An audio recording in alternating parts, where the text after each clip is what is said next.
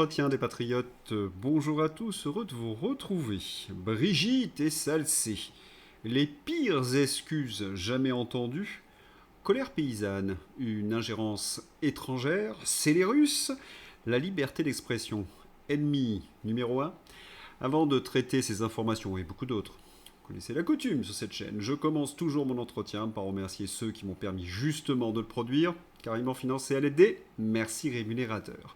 Et aujourd'hui sont à l'honneur des fidèles parmi les fidèles, Françoise Dominger, Pascal Béard et Marie du 21. Merci à eux du fond du cœur. Et puis je tenais à vous remercier pour votre soutien incroyable. Oui, il faut aider la réinformation en ces temps de très graves menaces sur la liberté d'expression. Alors comment faire? Eh bien c'est simple, il suffit de lever le petit pouce, écrire de gentils messages, diffuser sur d'autres réseaux sociaux, et puis surtout, n'oubliez pas d'activer la cloche notification. Merci à tous. En retour sur le dossier de l'abattage des bovins. Comme je vous l'ai montré vendredi, les macroniers ont perdu la bataille de la communication du fait de leur répression scandaleuse envers les éleveurs. Il y a eu une conséquence à cette défaite. Certains hommes politiques tentent désormais, timidement il est vrai, de bien se faire voir des milieux agricoles et des territoires, comme l'européiste François-Xavier Bellamy. Nous sommes opposés au Mercosur parce que l'agriculture française ne peut pas être une variable d'ajustement dans la mondialisation. Vous avez élu Pustula à la tête de la Commission européenne. Vous saviez qu'elle allait négocier puis imposer le Mercosur. Arrêtez de vous moquer de nous. Et le pire, c'est qu'il a voté 2 fois pour Pustula et la seconde fois en connaissance de cause. Un scandale. C'est assez typique des LR, de belles paroles en France, aux éleveurs ou aux Français, et puis à Bruxelles, on fait exactement l'inverse. On vote contre l'intérêt national, on vote contre le monde agricole. Cette attitude dure depuis 40 ans. Le Rassemblement national, quant à lui, essaie d'infléchir la position européenne sur l'abattage des troupeaux. Victoire! Nous avons forcé le Parlement européen à mettre au débat l'épidémie de dermatose nodulaire qui frappe nos éleveurs et sur les graves lacunes de l'Union européenne en santé animale. Notre proposition a été adoptée, malgré le vote contre des macroniers, des socialos et des escrologistes. La France insoumise s'est abstenue comme d'habitude. Très bonne initiative du Rassemblement national, mais qui a peu de chances d'aboutir. Pour s'en convaincre, il suffit d'écouter ces fonctionnaires européens sur le Mercosur ou la DNC. Et hop, écoutez ça. À l'instant, le porte-parole de la Commission européenne envoie balader Macron qui suppliait hier Pustula de lui accorder un report de l'examen de l'accord Union européenne-Mercosur. Nine! Pour la Commission européenne, signer l'accord maintenant est fondamental. Nous avons répondu à toutes les préoccupations et cet accord est très important. Circuler, il n'y a plus rien à voir. Circuler, il n'y a plus rien à négocier. Et voilà, c'est cela de ne plus être un pays indépendant et souverain. Et même rigueur et discours technocratique sur la DNC. Dermatose nodulaire, ces mesures ne sont pas prises contre les agriculteurs, mais pour les protéger. Ben voyons, les faire disparaître, c'est les protéger. L'Union européenne va continuer d'aider les éleveurs avec un soutien technique et financier. Traduction, soins palliatifs. Voilà, c'est ce que disent les responsables qui animent les marionnettes au pouvoir en France. Ces fonctionnaires sont glaçants. Oui, quand on les écoute, on mesure toute l'étendue de la trahison de nos politiques européistes, qui nous ont vendus comme des esclaves sur le marché mondial, sur le marché globalisé. Si on y réfléchit 2 secondes, c'est épouvantable.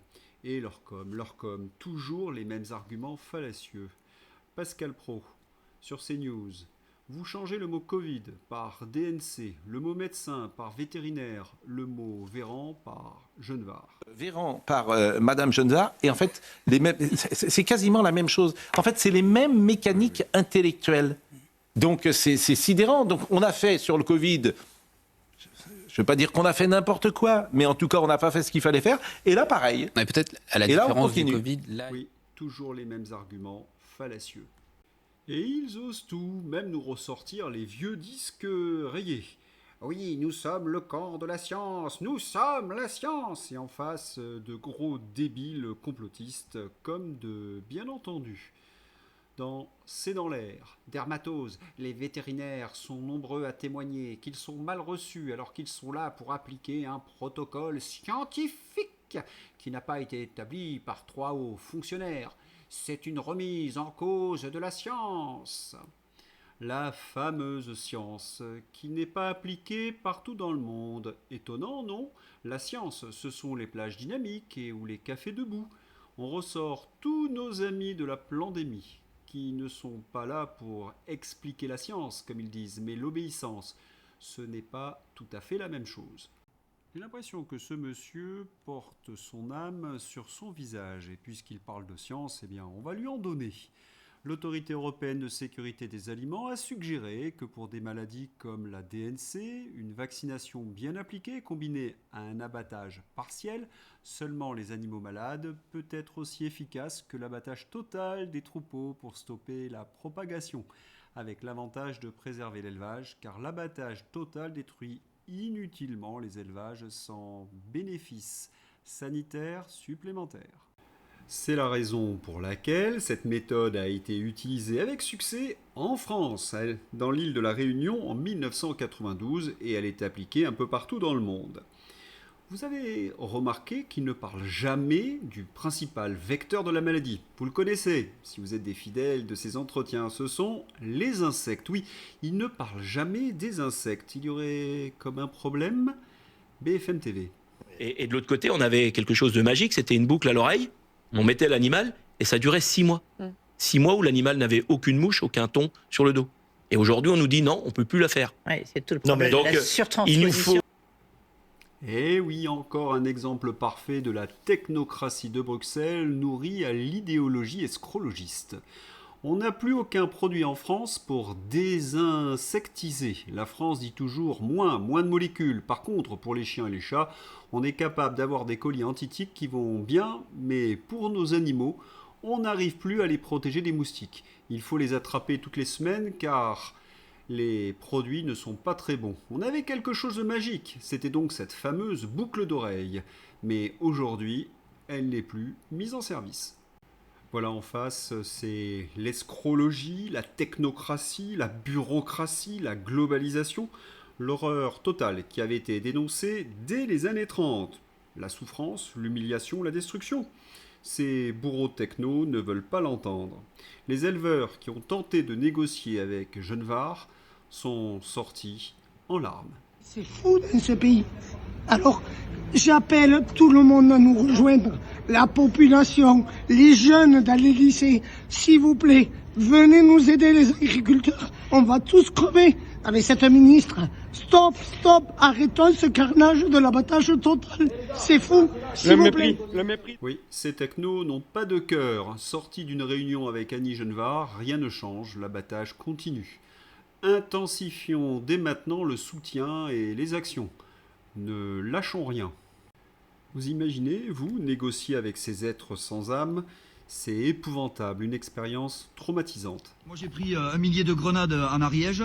Il est hors de question que...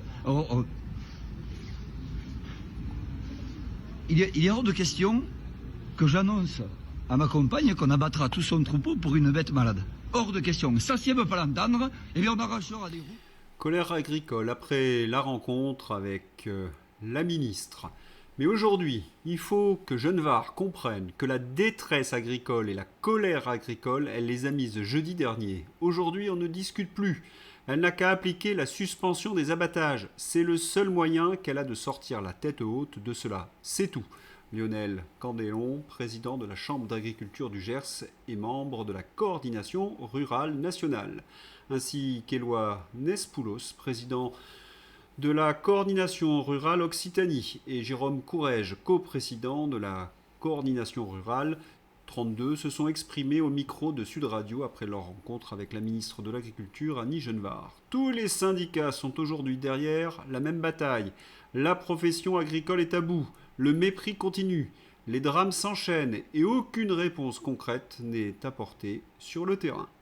En même temps, On ne va pas dire trop de mal d'Annie Genevard, parce qu'elle a réussi un sacré exploit. Oui, elle est arrivée à réconcilier les frères ennemis, la FNSEA, avec la coordination rurale dans la lutte. Bravo Annie, ne change rien. Bonjour à tous, en direct de Boulogne où nous allons joindre la préfecture. Et nous venons d'avoir l'information comme quoi nos amis bretons, l'ensemble des Bretons, donc évidemment les membres de la FNSEA ainsi que la Camargue ne supporteront pas et n'accepteront pas l'abattage total. Donc ça prend le bon rythme. Et oui, l'info a été relayée par des membres de la FNSEA locale. La grande question qui agite désormais les rédactions, peut-on faire plus nul qu'Annie ? Il faut dire, comme le disait Pascal Praud il y a un instant, son discours pandémie est un peu éculé. DNC, je ne peux pas abandonner une stratégie qui fonctionne sans savoir si les alternatives qu'il propose fonctionnent, argumente la sinistre de l'agriculture, Annie Genevard. C'est une question de responsabilité, la science parlera. Cela ne vous rappelle rien ? Pour information, en Italie, il n'y a pas d'abattage systématique des troupeaux infectés. Nos amis transalpins sont donc des obscurantistes. Vivement que ce gouvernement de mauvais dangereux saute. Il y a urgence. Au diable les manigances politiques de certains partis à l'Assemblée pour éviter le retour aux urnes. Oui, vivement un grand nettoyage de printemps. Et sur le terrain, les patriotes de Florian Philippot soutiennent les actions des éleveurs. Florian en discussion, donc, avec un éleveur. On a le problème de la vache aujourd'hui. On a eu le problème des volailles, la grippe aviaire. Aujourd'hui, on a les cochons qui ont des maladies en Espagne. C'est en train d'arriver un petit peu en France, on ne sait pas trop. Il y a les moutons. Enfin, qu'est-ce qu'on fait ? On extermine totalement l'élevage français. C'est un peu ce qu'ils veulent. Puisque dans les documents européens, ils disent qu'il faut réduire de 30% le cheptel français. La Cour des comptes l'a rappelé en 2023, au nom du climat, soi-disant. C'est surtout pendant ce temps-là, on importe du Mercosur, on importe de l'Ukraine, on importe du Canada, etc.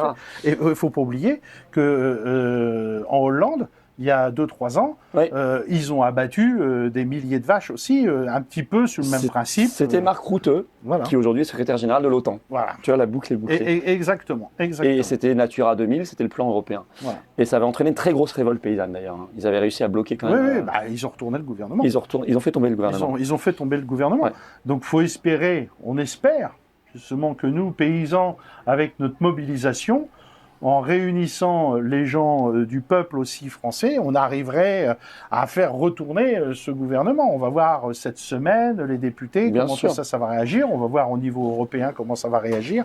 Mais il faut faire quelque chose à ce sujet. Justement, il y a le 18 décembre, grosse mobilisation à Bruxelles contre les institutions européennes, parce qu'il y a le sommet sur le Mercosur, tout ça, plus tous ces problèmes.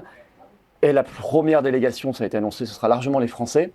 Bon, moi, j'y vais, on appelle les patriotes parce qu'il faut soutenir tout le monde, on va tous y aller. On se rappelle en effet qu'en Hollande, les agriculteurs ont fait tomber le gouvernement de Mark Rutte. On pourrait revivre les mêmes événements. Macron est au bord du précipice avec le budget. Il est peut-être temps de pousser, vous ne trouvez pas ? Autre figure qui s'investit auprès du monde agricole, Philippe Devilliers. Moi, je suis prêt à y aller. Il faut que tous les derniers Mohicans de la France qui ne veut pas mourir, c'est-à-dire la France de nos campagnes, se lèvent pour dire la chose suivante. Nous avons compris que vous, les politiciens, en fait, vous voulez liquider la France des campagnes. Parce que vous avez décidé... Oui, il faut sauver le monde agricole, l'âme de la France. Les élites mondialisées ne se préoccupent plus du reste de la France. Or, le paysan, c'est la quintessence du peuple historique français. Tout est dit. Face aux raclées médiatiques, les macroniers tentent des sorties. Mais mon Dieu, qu'ils sont pitoyables et ridicules. On a l'impression de lire des blagues du Gorafi. Le JDD, souvenez-vous, on est dégoûté, le malaise des gendarmes face aux éleveurs. Réponse de Nunier. Gendarmes décasqués en soutien aux agriculteurs, c'est un fait que les gendarmes comme les policiers sont de grands professionnels. Mensonge de Nunier. Enquête de presse et nombreux témoignages sur place confirment 7 valeureux gendarmes mobiles. Mais évidemment, le ministre macroniste refuse de confirmer, car sinon, tout son château de cartes s'effondre. Le roi est à poil. Continuons, ils sont vraiment aux abois. Cela rame dur, place Beauvau. Enfin, vous ne trouvez pas qu'il manque quelque chose? Si, il y a longtemps. Oui, il y a longtemps qu'on n'a pas eu une bonne dose de Célérus. Autrefois, c'était prescrit pour les crises géopolitiques. Maintenant, c'est prescrit pour les crises agricoles. Info BFM TV avec Raphaël Grabli, grand reporter BFM. Quel bel oxymore. Les autorités françaises ont identifié au moins 2 tentatives d'amplification étrangère du mouvement de contestation des agriculteurs sur le sujet de la dermatose nodulaire. Si leur effet est pour le moment limité, il s'appuie essentiellement sur des contres français liés à la sphère complotiste ou d'ultra-droite dont l'audience est quant à elle très importante. C'est les Russes 500. Chronique du fascisme déjà là. Tout désaccord avec un pouvoir minoritaire, toute contestation de sa politique, toute compassion avec le malheur qui frappe les éleveurs, les agriculteurs est dénoncée par des petits nervis, qui les qualifient de trahison au service de l'étranger. Fatalité du fascisme. Il se trouve toujours des hommes de main pour faire ce sale boulot. Mais nous n'oublierons rien. Détail croustillant, la note de la communauté dit « Grabli n'a pas parlé de russe. Farceur ». En tout cas, celui qui l'a écrit, va. Grabli l'a pensé si fort et l'a déjà écrit. Hasard du calendrier? Enfin, non, pas vraiment. Le Parisien, ancien militaire, proche du Kremlin, complotiste, Célérus, oui. Qui est Xavier Moreau, ce Français pro-russe sanctionné par l'Union européenne? Xavier Moreau sanctionné par l'Union européenne. Les raisons? Il n'est pas d'accord avec les analyses humoristiques de LCU et de Jean-Noël Barrot. Cela pue la basse vengeance. Il s'est peut-être trop moqué dans son moment bunker et surtout le totalitarisme. Mais regardons ce que l'on reproche à Xavier Moreau dans le Parisien. L'année suivante, Xavier Moreau publie dans l'Hexagone, la France peut-être, un essai intitulé « Ukraine, pourquoi la France s'est trompée ». Dans l'ouvrage, préfacé par l'actuel député européen RN Thierry Mariani, l'homme d'affaires qualifie le rôle de la France dans les accords de Minsk de plus grand fiasco de la politique étrangère française depuis les guerres de Yougoslavie. Les accords de Minsk sont un succès, peut-être? Qui soutient une telle thèse? Personne. Faut-il rappeler également ce que cela a coûté à la France de rompre avec la Russie? La Russie était notre second marché hors Europe. Nos paysans, par exemple, y exportaient massivement leurs produits, ainsi que nos grandes entreprises. Cela rapportait entre 15 à 20 milliards par an au commerce extérieur français. Et en échange, on achetait du gaz bon marché, russe, si utile à la compétitivité de nos entreprises. Ukraine, dans cette guerre, combien de milliards nous avons gaspillés? Et les exportations agricoles ukrainiennes, combien de fermes françaises vont être sacrifiées? Et la guerre, combien de millions de victimes? Mais la suite est encore plus délicieuse. Proximité avec le Kremlin. Depuis l'invasion de l'Ukraine en 2022, il relaie la propagande pro-russe sur son blog Stratpol et non pas Startpol. Le site se présente comme fournissant des analyses politico-stratégiques et économiques à destination d'étudiants, des chercheurs, mais aussi de décideurs politiques et acteurs économiques. Selon, attendez, vous ne rêvez pas, Conspiracy Watch, ces analyses sont marquées au coin du complotisme, dans une perspective systématiquement favorable à la Russie de Poutine, dont il est convaincu qu'elle a déjà gagné la guerre, explique l'ONG anti-complotisme sur son site. J'adore ce ONG anti-complotiste. Quel titre ronflant. On sent les médailles en toc que Rudy s'accroche à sa poitrine, parce qu'en termes de complot, il est peut-être pas le mieux pour en parler. Et d'ailleurs, qui lui a décerné ce titre de chasseur de complotistes? Gag, c'est Rudy, petit propagandiste de l'Élysée, payé par le Fonds Marianne, qui accuse Xavier Moreau de complotisme. Quelle bonne blague. La théorie du complot en question. La Russie a gagné la guerre. Théorie du complot qui est aujourd'hui partagée par Trump, de nombreux officiers français, Benoît Billan dernièrement, sur LCI, la presse mondiale dans son ensemble. Il suffit de consulter le Financial Times. Il n'y a que Barrot, Macron et LCI qui pensent encore le contraire. Voilà, Rudy est désormais expert en géopolitique et en géostratégie. C'est le ministre de la propagande en chef, Barrot, aux yeux de Gobi, qui a annoncé la nouvelle. À l'initiative de la France, sans douter. L'Europe prend aujourd'hui des sanctions contre les relais de la propagande du Kremlin, les artisans des ingérences numériques étrangères. Zéro impunité pour les ingénieurs du chaos. Merci de reconnaître la qualité de mon travail. Je suis le numéro 1. Mais qui peut soutenir ces propos déments et totalitaires ? Faut-il rappeler à Jean-Noël Barrot que nous ne sommes pas en guerre contre la Russie et que dans une démocratie, pour qu'il y ait débat, il faut qu'il y ait une antithèse. C'est peut-être désagréable, mais c'est ainsi. Sinon, c'est le ministère de la Vérité, très cher à Emmanuel Macron, et la tyrannie. Et puis, quelle est cette expression dans votre bouche ? Ingérence numérique.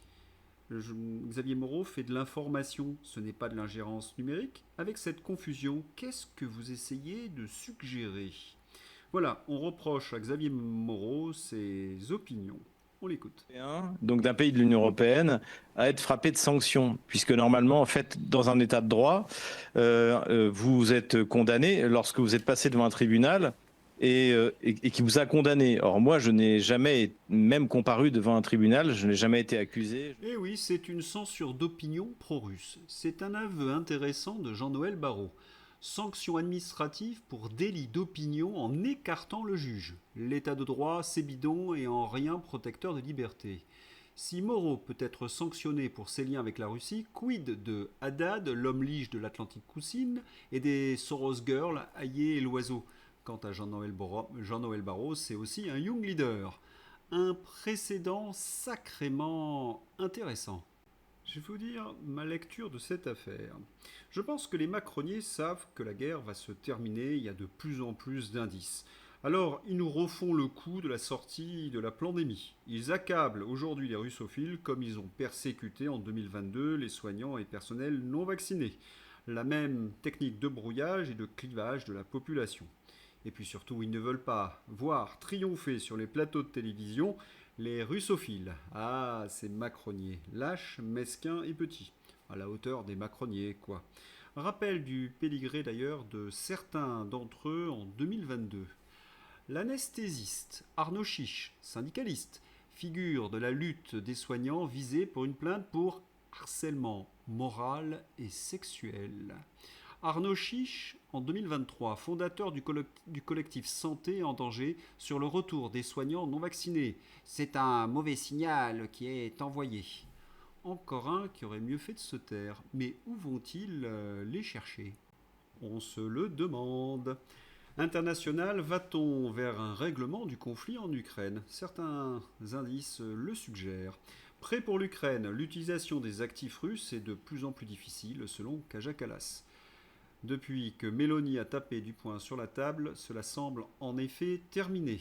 Et puis, la Russie contre-attaque. La Banque centrale russe réclame 200 milliards d'euros à Euroclear dans le cadre d'un procès. La Banque centrale russe donc porte plainte contre la banque d'investissement belge Euroclear. Selon des juristes, la Russie a toutes les chances de l'emporter. Après d'âpres négociations, Trump semble optimiste. Le président Donald Trump a déclaré qu'un accord visant à mettre fin à la guerre menée par la Russie en Ukraine était plus proche que jamais, son équipe ayant fait état de progrès après des discussions à Berlin. À prendre bien évidemment avec prudence. Retour en France, électricité, Le Figaro. 60 à 66% de la facture d'électricité part dans les coûts de raccordement et les taxes. Et ces taxes sont en partie dues à toutes les obligations d'achat contractées depuis 2008 auprès des producteurs d'énergie photovoltaïque, regrette Laetitia Puy-Fauché. Mobilisez-vous pour défendre votre facture d'électricité. Contre l'arnaque à la PPE3, contre le doublement de votre facture d'électricité, contre le risque de blackout. Pour une PPE, des gueux. Pour une électricité qui baisse de 25%. Pour notre sécurité énergétique. La pétition est dans ma description. Rubrique Observatoire des médias. Donald Trump porte plainte contre la BBC pour diffamation, réclame 10 milliards de dollars. S'il gagne son procès, c'est la fin de la BBC. Et si on faisait la même chose en France, le jackpot, des chiffres et des lettres. Après 35 et 47 ans de CDD, les animateurs font condamner France Télévisions au prud'homme. Bertrand Renard et Ariel Boulin-Prat, anciens piliers du jeu télévisé des chiffres et des lettres, ont obtenu devant les prud'hommes que France Télévisions leur verse respectivement 230 000 et 220 000 euros d'indemnité pour discrimination fondée sur l'âge et licenciement nul notamment. Ah, Delphine Ernotte, elle traque les vieux. C'est très progressiste cela, certainement. Radio France et France Télévisions ont déposé plainte contre CNews, Europe 1 et le JDD pour dénigrement. L'audiovisuel public se plaint que les médias de Vincent Bolloré les accusent d'avoir une partialité en faveur de la gauche. La bonne blague. Delphine Ernotte aurait engagé l'argent de l'État sans l'accord de ses tutelles pour attaquer en justice un groupe privé. Si cela se confirme, il s'agirait d'un détournement manifeste. L'argent des Français n'a pas vocation à financer des règlements de comptes personnels ou des croisades idéologiques. Il est temps qu'Ernotte rende enfin des comptes. C'est notamment l'objet de notre commission d'enquête. Charles Aloncle, député UDR. Et on a assisté à un moment assez étonnant. Ben Duhamel, oui, du clan Duhamel, essaie de défendre sa mère, Nathalie Saint-Cric, attaquée par Charles Aloncle. Écoutez la réponse de Charles Aloncle. C'est bourre-pif en cascade. Les gabegies chez France Télévisions. Quand vous voyez qu'il y a eu près de 80 millions d'euros de déficit qui ont été cumulés, que la trésorerie aujourd'hui est négative, qu'il y a un risque de quasi-faillite et de dissolution reconnu par la Cour des comptes, que vous avez un salaire moyen de 72 000 euros chez France Télévisions qui les situe parmi les 9% des Français les plus riches et que vous avez 30 directeurs qui gagnent. Eh oui, déficit cumulé, salaire démesuré, trésorerie négative, dépenses de cocktail injustifiables en pleine crise du Covid. Si la trésorerie est négative, la poursuite de l'activité de France Télévisions s'apparente fort au délit pénal de banqueroute de la part de ses dirigeants. C'est hallucinant. Et vous savez quel est le média qu'ils veulent supprimer ? 60 millions de consommateurs, alors que l'Europe va signer le Mercosur. Si vous voyez ce que je veux dire. Le Sénat ordonne la dissolution de l'Institut national de la consommation et du journal 60 millions de consommateurs dans le cadre de l'article 71 du PLF 2026. Tout doit disparaître. Le souhait de la Macronie, laisser une France vide où l'on abat les troupeaux, les usines ferment et les rideaux des magasins sont baissés. Quant aux consommateurs, ils ne doivent surtout pas être informés de la qualité de la viande qui va nous venir d'Amérique du Sud. Allez, c'est l'heure d'ouvrir la page Fantaisie avec Amélie de Montmachin. Vous savez, la copine de Soros. Amélie de Montmachin, le chômage est au plus bas depuis 20 ans. La réalité. Sous ce gouvernement, les fake news sont un délit et Montchalin nous ment en parlant d'un chômage au plus bas depuis 20 ans. Les graphiques. Attention au jeu des 7 erreurs. Cela devient de plus en plus difficile. Transition toute faite, Bribri vient pleurnicher chez Brut. Je suis désolé si j'ai blessé les femmes victimes.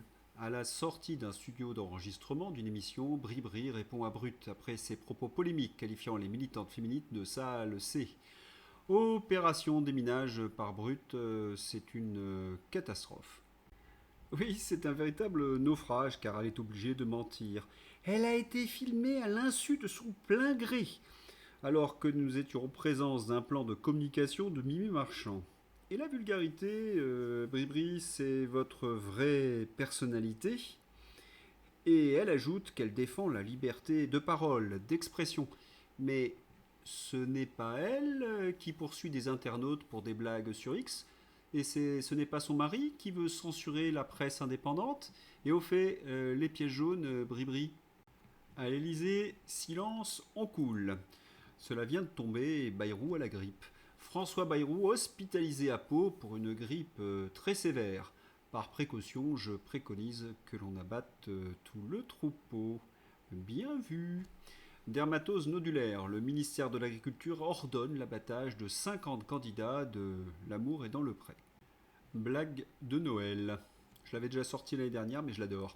Le Poudré souhaite nommer Michel Sapin avant Noël, mais l'extrême gauche s'y oppose, car ce serait une entrave à la laïcité.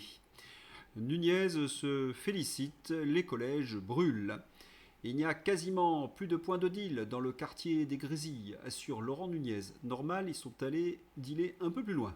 Le ministre de l'Intérieur a salué l'action des policiers à Dijon. En fait, le collège brûlé, c'est une excellente nouvelle. Anne Hidalgo n'a pas été prise à l'ONU, je vous l'ai annoncé hier. Le drame d'Anne Hidalgo, et ce n'est pas valable que pour elle, est qu'elle a cru que les honneurs que les grands de ce monde rendent à sa fonction de maire de Paris sont des honneurs rendus à sa propre personne. D'où ses espoirs dans une victoire présidentielle ou à l'ONU. Le réel est cruel. Une fois le pouvoir effacé, il ne reste que la médiocrité d'un être qui n'intéresse plus grand monde. C'est dit. J'espère que vous avez apprécié cet entretien. Je vous souhaite une excellente journée. À bientôt. Au revoir.